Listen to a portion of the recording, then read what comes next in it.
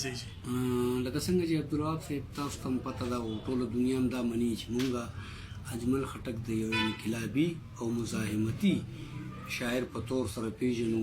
دم داسې لکه څنګه چې هغه په یو ځای کې وایي چې خټکه تا چې په پښتو کې شاعري شروع کړه یو سره لمبه دې را پیدا کړه د کلام په شفق.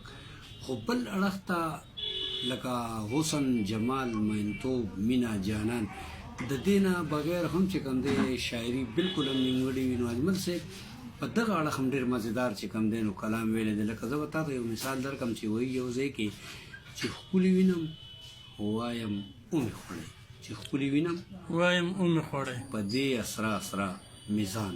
واه په بل ځای کې وایي زړه مې تر دې وخته بلاګانو نه ساتلی دی، زړه مې تر دې وخته بلاګانو نه ساتلی دی، ډېر په زیار او زور مې خپله غېږه کې نیولی دی. واه دا د خټک صاحب غزل، دا د خټک صاحب وایي دا شاعر حساس لیونی مست او په ټوپونو زلو، دا شاعر اساس لیونی مست او په ټوپونو زلو، ما د یو ماشوم غوندې ورنه کې ټینګ نیولی دی. واه واه بل دی وایي چېرته چې سترګې په ښایست ورلګېدلي دي، چېرته چې سترګې په ښایست ورلګېدلي ورلګېدلي دي، دی ورته په عین مینځلار کې غځېدلی دی.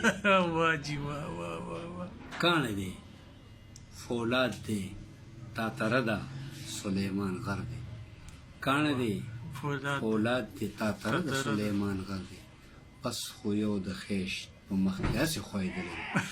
د دې نه تاسو اندازه وکړئ چې دا خیشت څه څه ته وایي؟ خیشت لکه ښایست که نه، ښایست کاڼی دی فولاد دی تاتره ده سلیمان غر دی. د الفاظو ته وګورئ ډېر دروند، ډېر بس خو یو د خیشت په مخ کې د ښایست په مخ کې ښایست هسې ښویېدلی. دې نه تاسو اندازه وکړئ چې اجمل صاحب په روماني انداز یا په روماني اړخ باندې څومره رومان پرسته څومره رومانټیک شاعر و. نو یو اړخ یې نه دی پرېښی او روماني شاعري چې ده دا هم د شاعرۍ یو ډېر اهم او ضروري جز دی. پکار ده چې مونږ د دې ویر په ځای کې لږ لږ چې کم دی نو ځان رومان طرف ته دا ډېره خوندناکه شاعري وي.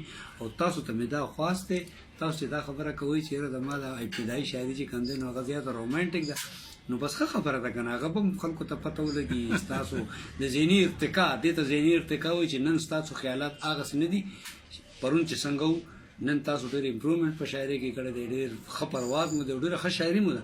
نو زما به درته دا خواست وي چې مهرباني وکړئ، وس لرئ، چاره لرئ، خو دغه چاپ کړئ. مننه جي مننه، ډېره مهرباني.